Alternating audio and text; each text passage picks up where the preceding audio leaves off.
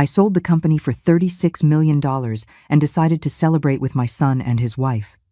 I booked a table at the most elegant restaurant in the city. When they went out on the floor for a slow song, a security guard approached me and spoke. "I saw her put something in your glass of juice." 15 minutes later, I got up and left. I'm glad you're here. If you are watching this video, please like it, subscribe to the channel, and tell me in the comments where you are listening to my story of vengeance from. I want to know how far it has traveled. The restaurant's band began to play a slow ballad. The soft melody took me back to the old days, when my husband was still alive. Isabella, my daughter-in-law, gently pulled on the hand of Daniel, my son, leading him to the dance floor, her gaze bright and full of life. Daniel looked at me, a little uncomfortably, as if asking for permission. I waved my hand and smiled. "Go on, sweetheart. I'm happy just watching you two dance." I followed their silhouettes with my eyes, Daniel tall and sturdy, petite Isabella resting on his shoulder, gliding across the floor. I tried a piece of a bread roll, attempting to enjoy that moment of peace, but inside me there was a feeling that was hard to explain, as if something wasn't right. Amidst that elegant atmosphere, a figure silently approached my table. It was the restaurant's security guard, with a nameplate that read Marcus. He was short and stocky, with a hard face but a piercing gaze. He leaned in, pretending to adjust the vase of flowers on the table, and then suddenly brought his mouth to my ear, his voice low and urgent, as if he feared someone might overhear. "Ma'am, I just saw your daughter-in-law put something in your orange juice." That sentence was like a dagger straight to the heart. I felt my chest stop for a moment, my throat as dry as if someone were squeezing it.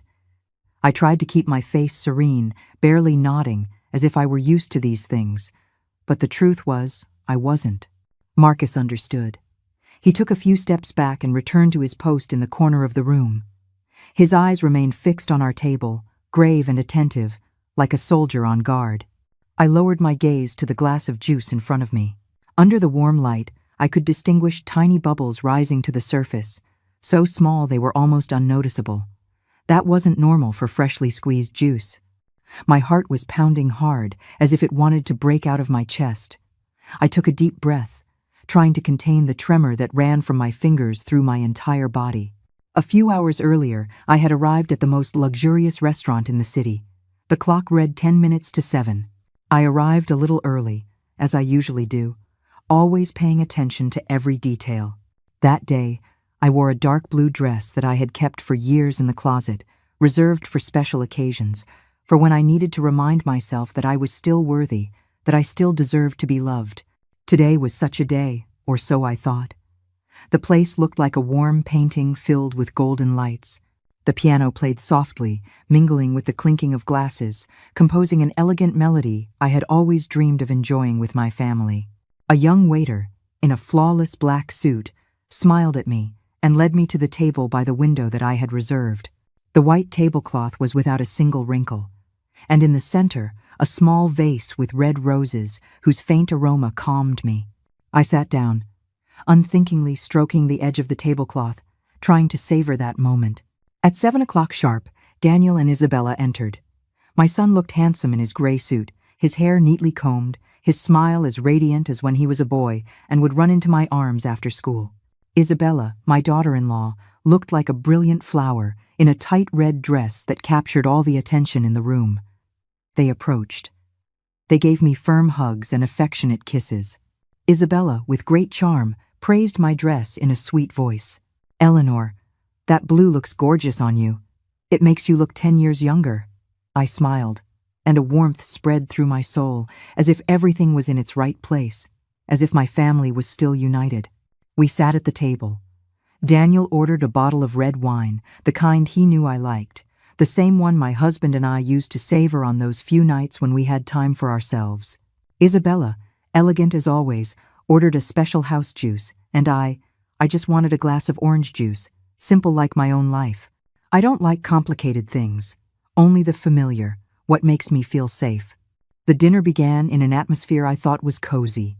Daniel spoke enthusiastically about a new project at the company, his voice full of energy, his eyes shining as he described ambitious plans. I listened to him, proud that my son was now a grown man, building his own future. Isabella kept praising the restaurant, from the decor to the aroma of the dishes. Every now and then, she would turn to me and propose, "Eleanor, let's all go to the beach this summer, okay? It will be so much fun." I nodded, smiled, and thought that maybe I had been too hard on Isabella before. Maybe she really did want to be a part of this family. At least that's what I thought, until I heard Marcus's warning. The slow ballad ended, and scattered applause sounded from the tables around us. Daniel and Isabella returned. Isabella's cheeks flushed, her eyes shining as if she had just lived a perfect moment. Daniel was smiling. He sat down next to me and joked, "Why didn't you dance with us, Mom? With such a great song, if you had danced, I'm sure the whole restaurant would have turned to look at you." I forced a smile, but inside, I only felt cold. Marcus's warning kept echoing in my head, like a death knell that wouldn't stop ringing. I looked at Isabella. She was still radiant, still charming, as if nothing had happened. But in her gaze, though fleeting, there was something icy, as if she were trying to read my reaction. "I'm getting too old for that, sweetheart," I replied, trying to sound natural. "Just seeing you two happy is enough to make me feel fulfilled." Daniel let out a laugh and gave my hand a gentle pat, but I felt in that gesture a complete innocence, as if he had no idea of the storm raging in his mother's heart. Suddenly, Isabella pushed the glass of orange juice toward me, with a voice so sweet it made my skin crawl. "Eleanor, have some juice. You haven't had a thing to drink all night. I think you look a little tired." The glass shimmered under the yellow light, but the tiny bubbles on the surface seemed to whisper something terrible. I looked at her, searching her eyes for a trace of regret, of doubt, but there was nothing. Only a perfect smile, the same one I had previously mistaken for genuine concern. I brought my hand to my temple, feigning fatigue. "Oh, I don't know why. I feel a little dizzy," I said, my voice weak, drawing out the words so they both could hear. Daniel was immediately alarmed, leaning toward me. "Mom, are you okay? Do you want me to call a doctor?" I shook my head. I smiled to reassure him, but inside I just wanted to scream, to grab him by the shoulders and tell him that his wife, the woman he loved, was plotting to harm me. But I couldn't. It wasn't out of fear, but because I knew that without proof, Daniel would never believe me. He would think his mother was crazy, that I was jealous of his happiness. I reached out to take the glass of orange juice, letting my hand tremble on purpose. I wanted them to see me as weak, to think I suspected nothing. But then, as if by accident, I tipped the glass. The orange liquid spilled onto the tablecloth, forming a large puddle that soaked the corner of the white linen napkin. "Oh my God," Isabella exclaimed, her voice a little sharp, mixed with a hint of annoyance she was trying to hide. A waiter immediately rushed over with a cloth and hurried apologies, as if he himself had spilled the glass. In the midst of that chaos, I quickly grabbed the juice-soaked napkin. I folded it carefully and tucked it into the deep pocket of the coat hanging next to my chair. My movement was quick and discreet, but my heart was pounding so hard it felt like the whole world could hear it. That napkin, soaked and heavy, was the only proof I had. It was what would prove that I wasn't crazy, that what Marcus had said was true. Daniel put his hand on my shoulder, his voice full of worry. "Mom, are you okay? You look very pale." I looked into his eyes, the same eyes I had looked into since he was a child, eyes that had always trusted his mother. But now I didn't know if he still trusted me, when his wife, sitting right next to him, was playing the part of the perfect daughter-in-law. "It must be that I'm not used to the noise," I replied in a weak voice. "I feel a little suffocated, honey. I'll be fine in a little while." Isabella chimed in immediately, her voice sweet, but I could tell it was forced. "Would you like me to get you a glass of water? You'll feel better." I shook my head and smiled faintly. "There's no need, dear. I'm fine." I saw her gaze pass over the puddle of juice on the table with a flash of tension, but she soon regained her composure and continued talking to Daniel as if nothing had happened. I signaled the waiter to pay. Daniel wanted to take out his wallet, but I had already put down my credit card. "It's my treat tonight," I said firmly. "Don't argue with me." I didn't want to prolong that moment. I didn't want to stay another second in a place where I felt like the falsehood was suffocating me. Daniel smiled and shook his head. "Mom, you're always the same. You never let me pay." As I stood up, I leaned on the chair as if I were about to fall. Daniel immediately took my hand, his voice filled with concern. "Mom, let me take you home. You're not well, and I won't be at ease." I shook my head, forcing a smile. "There's no need, son. You two stay and enjoy the night. I'll take a taxi, and I'll be better in a little while." Isabella also spoke, her voice concerned, but I knew it was fake. "Take care of yourself. Let me call a cab for you." I waved my hand, immediately refusing. "I can manage on my own." I walked out the door. Each step felt heavy, as if I were carrying 1,000 pounds. Marcus was still there, in the corner of the lobby, standing tall like a guard. Our eyes met for just an instant, but it was enough to feel his empathy and his warning. I nodded slightly, a discreet gesture. In place of the gratitude, I couldn't speak aloud. He responded with another slight nod, his gaze still sharp, as if telling me he would keep watching. The taxi was already waiting at the door. I got in, clutching my coat pocket tightly. Inside, the damp and cold napkin was the only thing keeping me grounded. It was the proof of a cruel plan, a plan I never thought I'd have to face, especially not from someone in my own family. The neon lights of the streets passed by the taxi window, bright like a painting full of life, but they couldn't dispel the cold that wrapped around me from within. I remained silent, holding the coat pocket, feeling the damp napkin like heavy evidence, reminding me of the brutal truth that had just unfolded. When the taxi stopped in front of the house, I got out with heavy steps, as if I were carrying a mountain on my shoulders. The house was dark, terrifyingly silent, as if it too were trembling at what I had just experienced. I hung my coat on the rack, but my hands were shaking so much I almost dropped it. I carefully took out the napkin, each movement slow, fearing it might disappear. It was soaked with a strong orange scent, and it was no longer an inanimate object, but a silent accusation. I opened the refrigerator. I took out a clean plastic bag. I put the napkin inside. I sealed the Ziploc tightly and put it in the cold compartment. I closed the door. I stood there for a moment, still holding onto the handle as if I needed it to keep from falling apart. I picked up the phone and dialed the number of the private lab I had trusted for years. My voice still trembled, though I tried to speak clearly. "Hello, this is Eleanor Miller. I'll be bringing a sample in tomorrow. It's very important. Could you give it priority and check it immediately?" On the other end, the familiar voice of an old friend answered sincerely. "Mrs. Miller, don't you worry. I'll take care of it. Bring it in early tomorrow and I'll get you the results as fast as possible." I thanked him and hung up, but the feeling of relief didn't come. Instead, a diffuse fear appeared, as if I had entered a dead-end road. I let myself fall into the old armchair in the living room, where Arthur and I used to sit for hours talking about the future. I turned on the table lamp, the yellowish light illuminating our wedding portrait on the wall. In the photo, Arthur and I were together, smiling as if the whole world belonged to us. Arthur, with his black hair and warm eyes, always made me feel safe. Looking at him, the memories returned so vividly, I could almost hear his laughter, almost smell the flour from those days we shared. I remembered the early mornings when it was still foggy, and Arthur and I would get up at 3 to knead dough in the small kitchen of the Miller's Hearth Bakery. Back then, the shop was just an old corner store, with a worn-out oven and a few wobbly wooden tables. But we had each other, and the certainty that, with hard work, everything would turn out all right. I remember the sweat running down Arthur's forehead as he carried the sacks of flour. I remember his smile when the first batch of bread sold out in a few hours. "Eleanor, did you see that? They love our bread," he exclaimed, lifting me up in a spin in the middle of the shop, both of us covered in flour. Those years, though hard, were the happiest of my life. The bakery grew from a small shop to become the Miller's Hearth chain, famous throughout the region. We opened more branches, hired employees, and every night, as we counted the money in the back room, Arthur and I dreamed of a better future for Daniel, our little boy.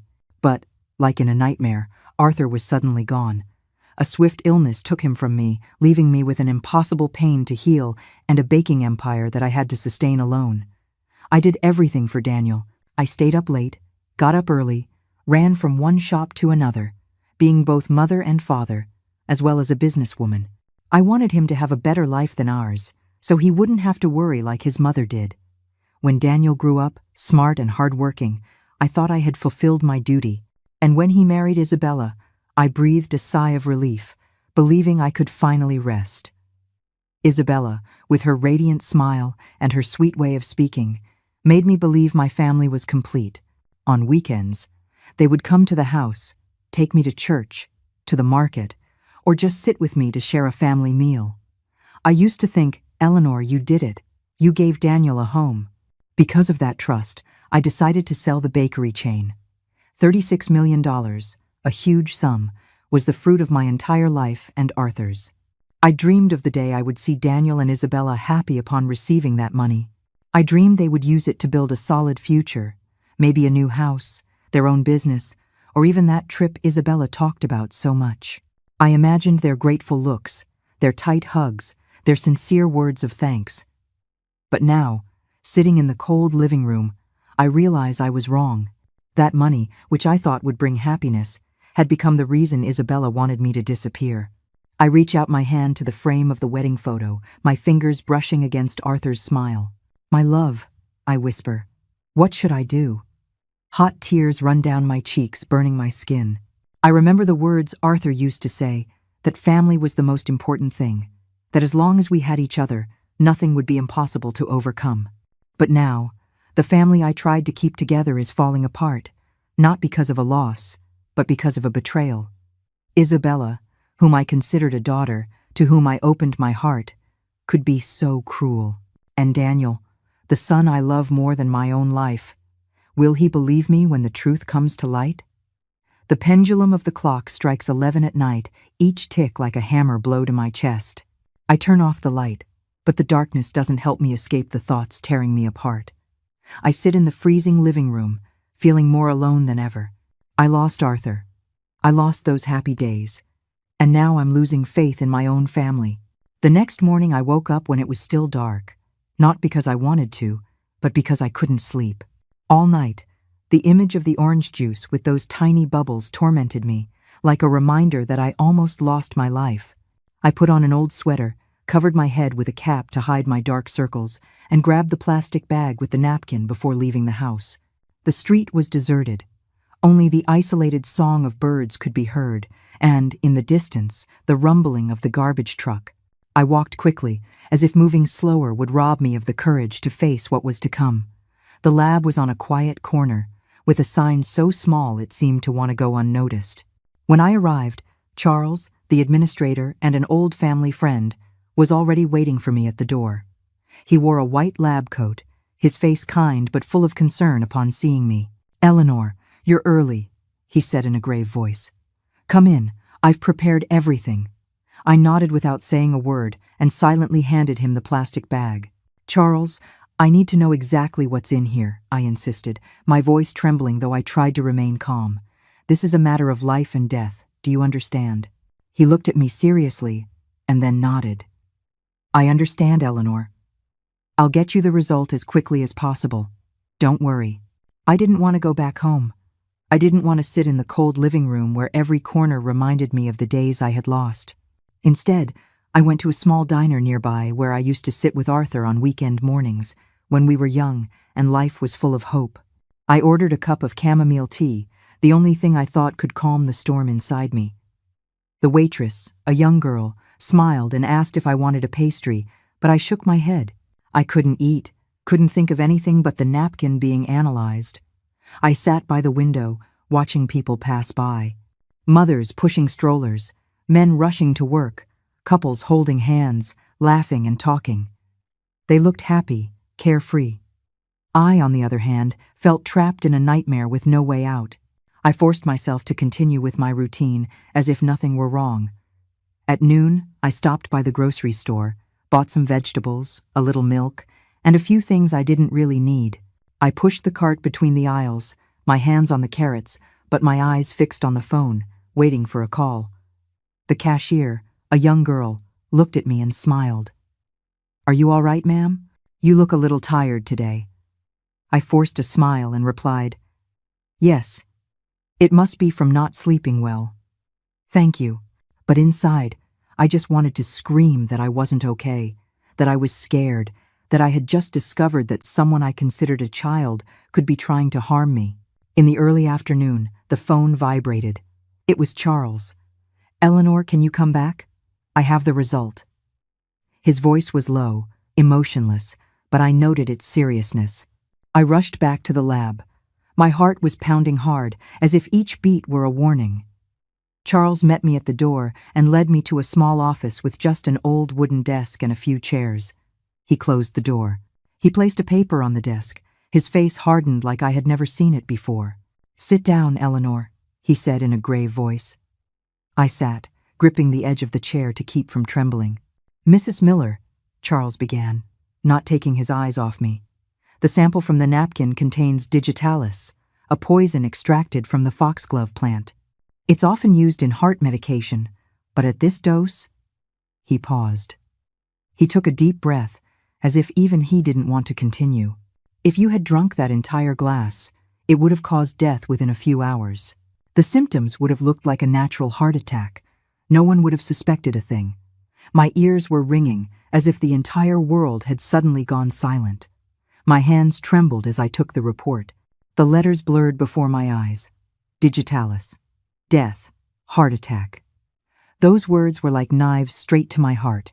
Charles continued, his voice low but clear. "This drug isn't sold over the counter, Eleanor.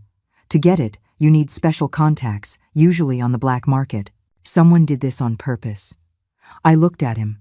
I wanted to ask something, but my throat went dry and I couldn't utter a word. I just nodded. I said thank you and carefully folded the report before putting it in my purse. As I left the lab, the afternoon sun made me squint, but that sun couldn't warm me. Inside, I only felt an icy cold, as if my whole body were freezing. My suspicions had been confirmed. This wasn't a misunderstanding. It wasn't my paranoia. It was a premeditated plan to kill me. And the person behind it all was Isabella, my daughter-in-law, whom I had loved like a daughter. That night I sat alone in the living room. The dim light from the lamp illuminated the lab report on the table. The cold letters, digitalis, lethal dose. They seemed to stare at me, forcing me to face the cruel truth. I clenched my fist, my nails digging into my palm, trying to stop the whirlwind of thoughts. I knew I couldn't go on like this, just sitting here, letting fear consume me. I needed to act. I needed someone to help me bring the truth to light. I wouldn't have enough strength on my own. Then I remembered Veronica Stone. She had been a friend of Arthur's, a sharp police detective my husband always spoke of with respect. "If anything serious happens, find Veronica," he used to say. "She never gives up." After retiring, Veronica opened a private detective agency, and although I hadn't seen her in years, I knew she was the only one I could trust now. I picked up the phone. My hand was shaking so much I almost dropped it. When I heard her voice on the other end of the line, low and self-assured, I realized just how much I was trembling. "Veronica," I said with a broken voice, "I need your help. It's a matter of life and death." She didn't ask many questions. She just replied, "Eleanor, come to my office tomorrow morning. Bring everything you have." I nodded, even though I knew she couldn't see me, and hung up. I sat there, in the dark room, feeling like the whole world was against me.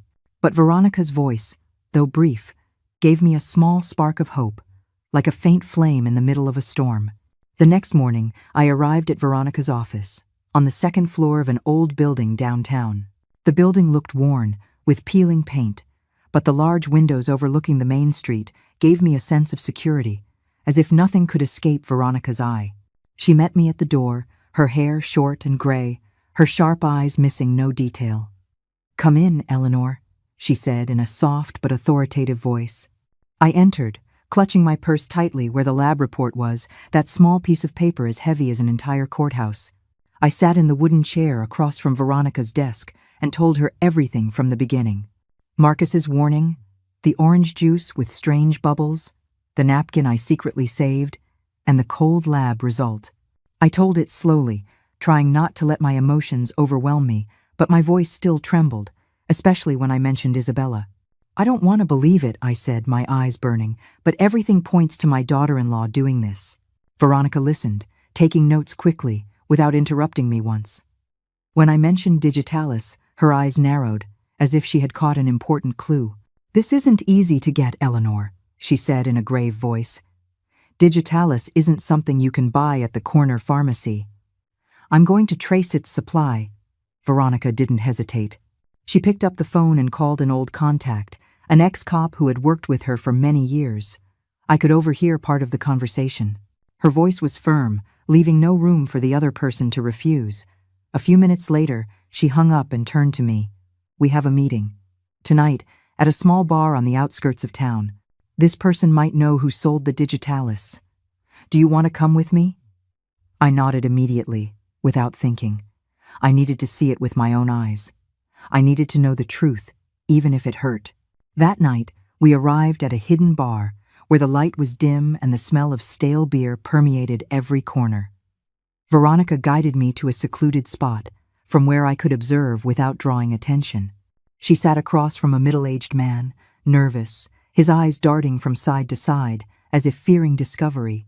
I couldn't hear what they were saying, but I saw Veronica was calm, her tone serene, sometimes nodding or asking short questions. The man was evasive at first, but under Veronica's penetrating gaze, he slowly began to talk. After a few minutes, Veronica returned to my table, her expression serious. "He admitted to selling a dose of Digitalis," she murmured, "to an elegant man in a luxury car. He says the man didn't buy it for himself, but said it was to help a young woman, to resolve some personal matters." I felt my heart lurch. "A young woman?" I repeated, my voice trembling. Veronica nodded and continued. I asked for more details. He described him as a man with salt and pepper hair, an authoritative voice, and mentioned that he had taught business classes at the university. Hearing business classes, a man's name crossed my mind. Vague but terrifying. Adrian Vance. I remembered Isabella had mentioned him at a dinner months ago. She described him with admiration, as a former professor, someone with great influence in the business world. At the time, I thought it was an insignificant comment, but now that name pierced me like a dagger. "Adrian Vance," I whispered, barely able to control myself. Veronica looked at me intently. "Do you know him?" I shook my head, though inside I knew I couldn't deny the obvious. I heard Isabella talk about him once, that's all, but I remember it. When we left the bar, the night was freezing, but my body felt like it was on fire. Veronica put her hand on my shoulder and said firmly, "I'm going to find him, Eleanor, but you need to be prepared. It's very likely this man has a direct link to your daughter-in-law." I nodded, though inside everything was a whirlwind. Adrian Vance. That name was now like a ghost, hidden in the shadows, dragging me into a labyrinth of doubt and fear. The same man Isabella had once named. A few days passed since the meeting at the bar, and I lived like a shadow, dragging my hours with a heavy heart. Every doorbell ring, every phone notification made me jump, as if Isabella were lurking, waiting for the moment to finish what she had started. I tried to keep busy by cleaning the house, cooking dishes that no one tasted, but my mind kept returning to the glass of orange juice, to Marcus's warning, and to the name Adrian Vance, a ghost that was slowly becoming clearer. Then Veronica called. Her voice on the phone was still low and firm, but there was something more urgent than usual. "Eleanor, can you come to my office right now? I have something you need to see." I didn't ask anything else. I just threw on my coat in a hurry, grabbed my purse, and ran out. On the way, I kept wondering, what else is there?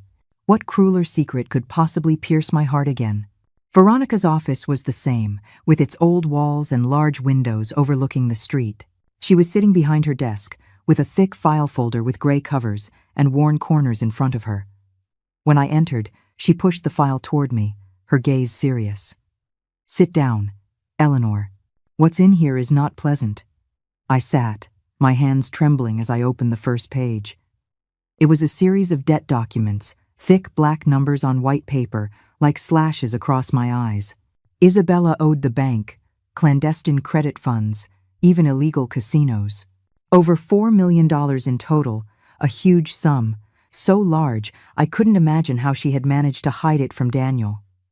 "It seems Daniel knows nothing about this," Veronica said in a firm voice. "All the debts are in Isabella's name. There's no trace of your son." I was stunned, feeling the floor crumble beneath my feet. I remembered the times Daniel complained, his voice worried but still affectionate. "Isabella is going out with her friends late again, Mom. She likes to buy things, you know, but I'm a little worried." I had smiled, reassured him, telling him that young couples sometimes need their space. Now I realized it was all a lie. Those outings with friends, those shopping sprees, were actually nights when Isabella was sinking into casinos, gambling away our family's future. I turned the page of the file, my heart pounding hard, and then I stopped at some screenshots of messages clearly printed on paper. The recipient was listed as AV. I knew immediately it was Adrian Vance. One message left me frozen. "She's already sold the chain of stores. $36 million are in the account. Now she just needs to disappear. Daniel will inherit everything, and of course, that money will be mine too." Those cold, venomous words were like a knife directly to my chest. I felt short of breath, as if someone were squeezing my throat. Isabella, the daughter-in-law who always called me Mom with a sweet smile, for whom I had cooked weekend meals, for whom I had sewn a wedding dress, was capable of writing such cruel words. I closed the file, my hands shaking so much I almost dropped it. Veronica put her hand on my shoulder. Her voice softened, as if to comfort me. "You see, Eleanor? The motive is crystal clear. Enormous debts, bottomless ambition, and someone behind the scenes pulling the strings. But this isn't everything. I'm still investigating more." I looked at her, searching for an answer, but my throat was dry. In the end, I could only say one sentence in a broken voice. "Daniel, the boy will never believe this." Veronica nodded, her expression full of empathy but firm. "Love has blinded him, Eleanor, but the truth, when shown with proof, cannot be denied." I remained silent, hugging the file tightly as if it were the only thing keeping me whole, and finally, I stood up to thank Veronica. When I left the office, evening was falling. The golden and orange light covered the street, but I only felt cold. I walked back home, not wanting to take a taxi, as if walking would help me sort out the pieces inside me. But the more I walked, the more it hurt. Pain for Isabella's betrayal, pain for Daniel, my son whom I had dedicated my life to protecting, living inside a lie he couldn't even imagine. I thought of Arthur, of those nights when we talked about Daniel's future. If he were alive, what would he do? He would hug me, tell me everything would be okay. But he's gone, and I'm alone, facing a truth crueler than any nightmare. The days after reading Isabella's poisonous messages, I lived like a ghost. Every morning when I woke up, I would look in the mirror and see an aged woman with deep dark circles and not an ounce of life. Veronica called me one morning, just as a ray of sun filtered through the branches outside my window. "Eleanor, you need to come in immediately." Her voice on the phone was urgent, though she maintained her characteristic calm. "I have more information, and this time it will clarify everything." I didn't ask anything else, just put on an old shirt, grabbed my purse, and ran out. On the way, I tried to prepare myself, but my heart was in chaos. I feared what I was about to hear, feared that the truth would be another stab, deeper, more painful. Upon entering Veronica's office, I saw her sitting behind her desk, with an even thicker file than the last one in front of her. She pushed it toward me, her gaze severe but filled with compassion. "Eleanor, sit down. What's in here won't be easy for you." I sat, my hands trembling as I opened the first page. An old, slightly yellowed photo struck my eye. It was a classroom, with young students sitting at their desks. In the front row, I immediately recognized Isabella, younger, her hair pulled back in a high ponytail, her eyes bright but already with a hint of ambition. And at the front, with an air of authority, was Adrian Vance, dressed in an elegant suit, holding a pointer toward the blackboard. "He wasn't just the man who sold her the drug," Veronica said in a grave voice. "He was Isabella's professor over 10 years ago, when she was studying business administration." I looked at the photo, my heart sinking. I remembered the times Isabella spoke of her university days, with pride in her voice as she recounted the inspiring professors who had influenced her. I thought they were unimportant anecdotes, but now I understood she had deliberately hidden a part of her past. Veronica turned the pages, pointing to other documents. Adrian gave Isabella a large sum of money over 10 years ago, supposedly to start a business. But it wasn't a gesture of kindness. It was a trap. She pointed to the figures, the debt contracts with usurious interest rates. Every time Isabella had difficulties, Adrian would appear, lending her more, but with increasingly harsh conditions. She was trapped, Eleanor. These debts weren't just about money. They were a chain that tied her to him. I remained silent, trying to digest every word from Veronica. I imagined Isabella, an ambitious young woman, entering Adrian's world with huge dreams, only to be manipulated and turned into a piece in his game.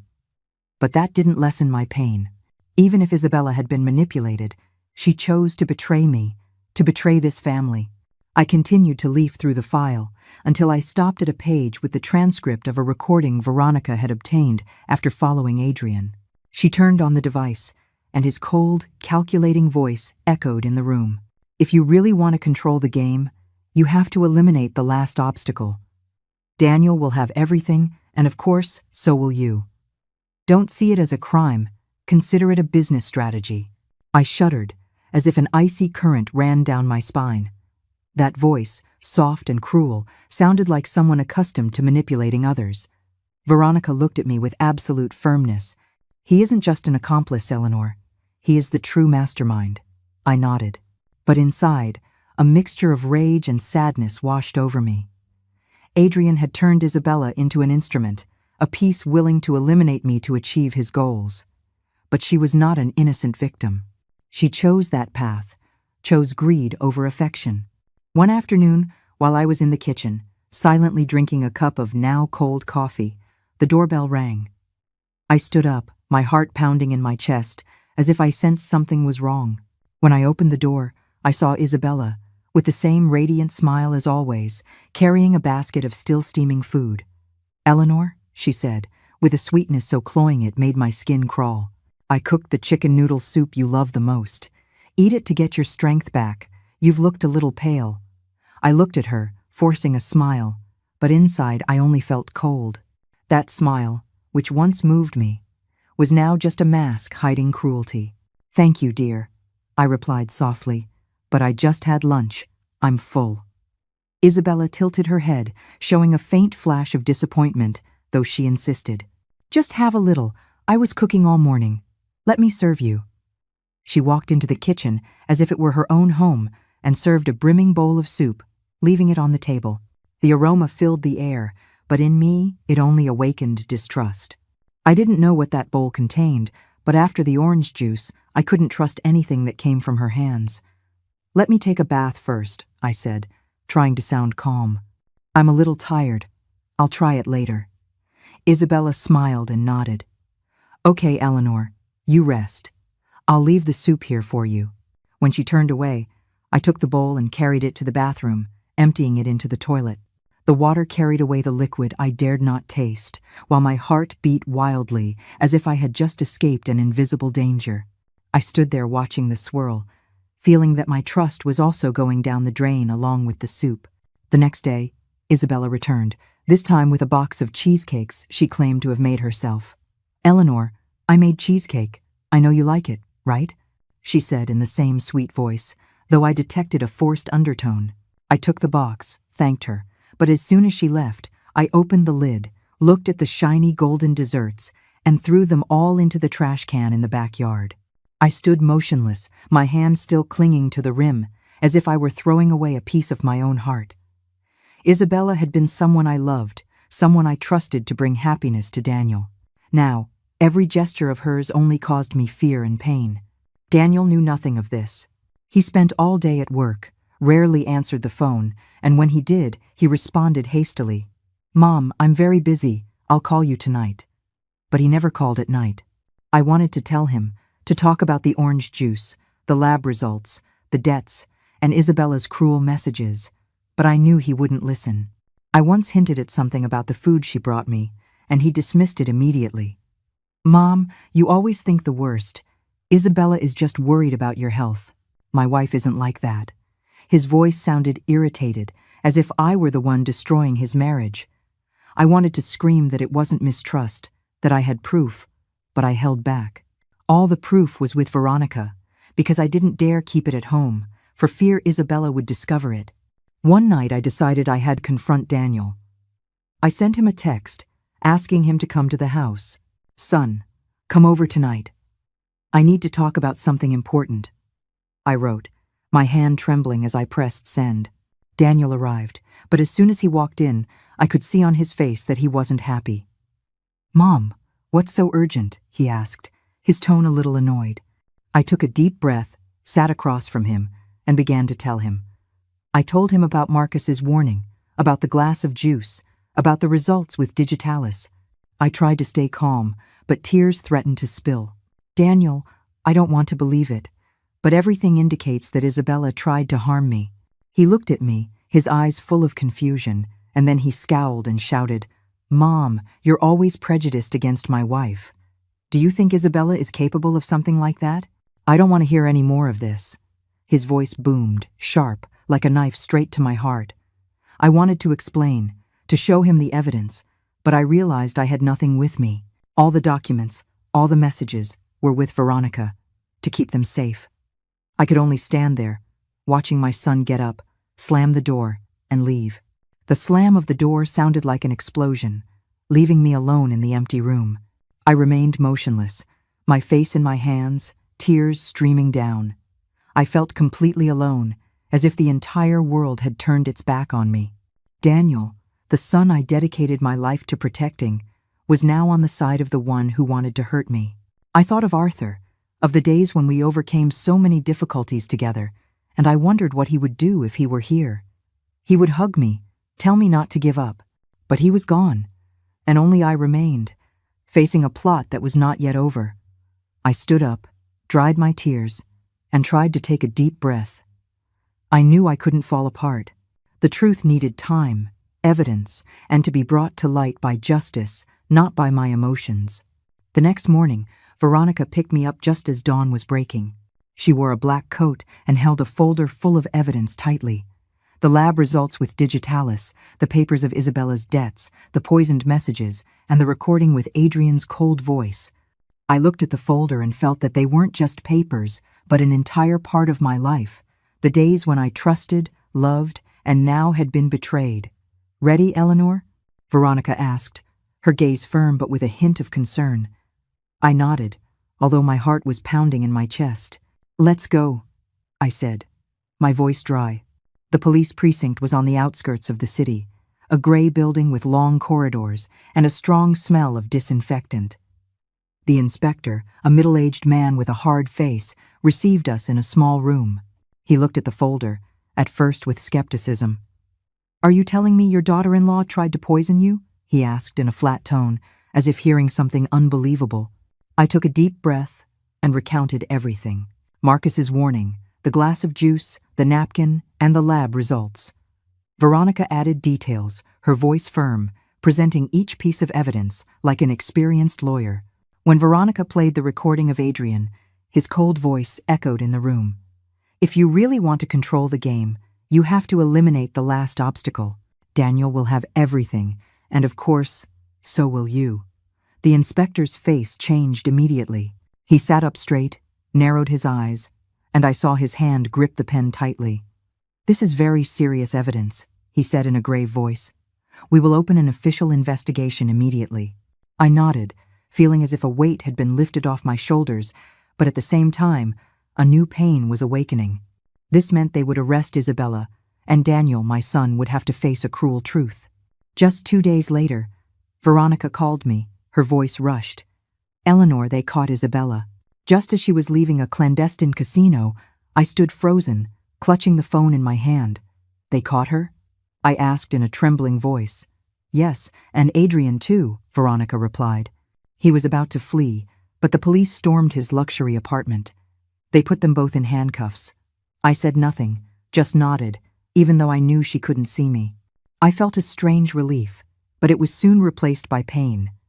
Isabella, whom I once considered a daughter, was now a criminal.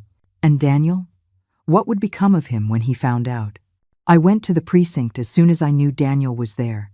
When I entered, I saw him in a corner, his eyes red and his face gaunt. They were bringing Isabella out, handcuffed, with an expression of horror and bewilderment. She looked at me, her eyes pleading for mercy for an instant, but I simply turned my face away. I couldn't look at her. I couldn't face someone who had tried to harm me. Daniel ran to me, took my hand, his voice broken. "Mom, is this true?" I didn't answer. I just placed Veronica's file in front of him. "Read," I said, my voice cracking. I didn't want to believe it either, but this is the truth. Daniel looked through the papers with trembling hands, so much so that he dropped a few pages. When he got to the messages Isabella had sent to Adrian once she disappears, Daniel will inherit everything. He collapsed into a chair, covering his face with his hands. "No, it can't be," he murmured, his voice in pieces. I wanted to hug him, to tell him everything would be okay, but I couldn't. The truth was like a dagger, not only piercing his heart, but mine as well. I stood there, watching my son fall apart, feeling that I was breaking inside too. At the same time, I learned that another team of police officers had arrested Adrian in a luxury apartment downtown. He, the respectable businessman who appeared in business magazines, was now in handcuffs, his gaze evasive as they led him away. I didn't see it, but Veronica told me about it, with bitterness in her voice. He still tried to say it was all a misunderstanding, but the evidence is too clear. He's not getting away. The next day, Daniel came to my house. He looked like a shadow, his eyes sunken after a sleepless night, his gray suit wrinkled as if he hadn't even bothered to change. "Mom," he said in a hoarse voice, "I filed for divorce." I looked at him, wanted to say something, but my throat closed up. I just nodded and hugged him. For the first time in many days, I felt the warmth of my son, though he also carried an indescribable pain. "Forgive me, Mom," he whispered, his tears soaking my shoulder. "I didn't believe you." I held him tight as my own tears rolled down. "It doesn't matter, son," I said with a trembling voice. "All I want is for you to be safe." The months following the arrests of Isabella and Adrian, I lived in a strange state, between relief and emptiness. The fear of death was gone, but the pain of betrayal remained, like a wound that never fully closes. Daniel and I spoke less, not because we were angry, but because we were both trying to find a way to face the broken pieces of our family. Every time I looked into his eyes, I saw a deep wound, and I knew he saw the same in mine. The trial arrived like a storm, drawing the attention of the entire city. The courthouse was downtown, an old building with gray stone walls and hard wooden benches. I sat in the front row, my hands gripping the edge of the seat, trying to remain calm. Isabella entered, gaunt in an orange prison uniform, her once shiny hair now tangled, her gaze lowered, unable to meet anyone's eyes. Adrian, a few steps from her, still tried to show arrogance. His expensive suit seemed out of place, and though he feigned confidence, his eyes betrayed his fear. I looked at them, these two people who had turned my life and Daniel's into a nightmare, and I felt a strange emptiness. There was no more anger or hatred, just a bitter sadness. The trial lasted all day, but for me, it was like an endless dream. The prosecutor presented the evidence, the lab results with digitalis, the debt documents, Isabella's cruel messages, and the recording of Adrian's cold voice. With each piece of evidence, I looked at Daniel, sitting a few seats away, his head bowed and his shoulders shaking. When Adrian's recording played, "Don't think of this as a crime, see it as a business strategy," I heard a choked sob from my son. I wanted to run to him, to hug him, but I knew that in that moment, he had to face the truth on his own.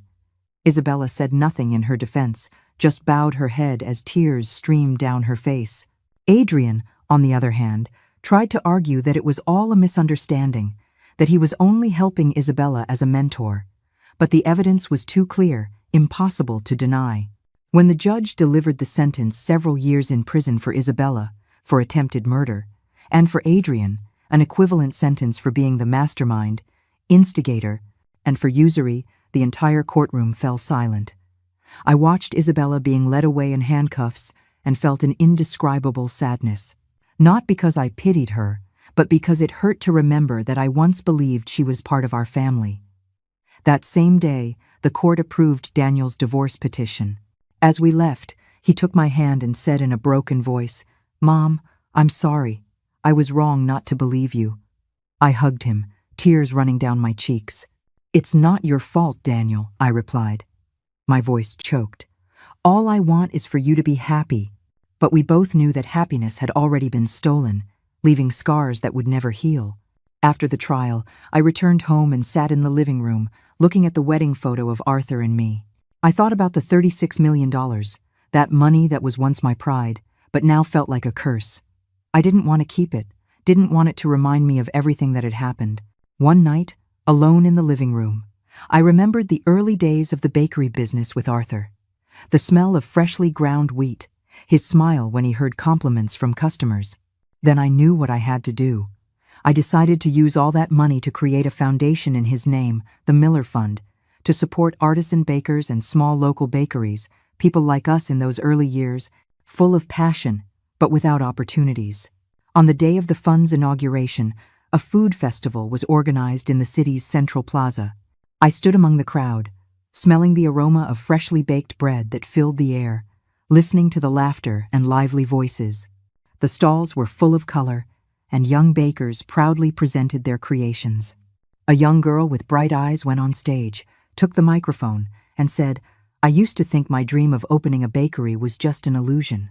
But thanks to the Miller Fund, I got a chance. Thank you, Mrs. Miller. Thank you for giving us a future." The crowd applauded, and I, sitting in a corner, couldn't hold back my tears. They weren't of sadness, but because I felt that Arthur was smiling somewhere, proud of what we had achieved. I walked among the stalls, stopping in front of a small pastry table where a young boy was carefully decorating some cookies. "Try one, ma'am," he said, offering me a heart-shaped cookie. I took a bite, the sweet taste spreading in my mouth, and I smiled. "It's delicious," I said, my voice trembling. He smiled broadly. "Thank you, ma'am. I made this cookie to give to my mom, but you reminded me of her." Those words were like a balm that healed a little piece of my broken heart. I sat on a wooden bench, looked up at the clear blue sky. I thought of Arthur, of Daniel, and of the days when we overcame so many difficulties together. I thought of Isabella, of the pain she left, but I no longer felt resentment. I chose to forgive, not for her, but for myself, so I could move on. The true legacy of the Miller family is not the $36 million, but the values we leave behind. Trust, strength, and love for the community. Looking back at everything that happened, I understood that the greatest lesson was not in the money, the betrayal, or the pain I endured, but in the strength of faith and perseverance. Money can blind. Ambition can turn the closest people into enemies, but the truth will always come to light. I want to tell you something. Never let betrayal extinguish the goodness in your heart. Be clear-sighted to recognize who truly deserves your affection. Be strong enough to defend justice for yourselves, and use what you have to sow good things in life. Because in the end, the values we leave for the community and for future generations are the true legacy, and the pain, sooner or later, will fade. The story you have just heard has had names and places changed to protect the identities of the people involved. We don't tell this to judge, but in the hope that someone will listen and stop to reflect. How many mothers are suffering in silence within their own homes? I truly wonder, if you were in my place, what would you do? Would you choose to remain silent to keep the peace? Or would you have the courage to face it all, to reclaim your voice? I want to know your opinion, because every story can become a candle that lights the way for another. God always blesses, and I am sure that courage will lead us to better days. Right now, on the final screen, I will leave you two of the channel's most beloved stories. I am sure they will surprise you. Thank you for staying with me until this moment.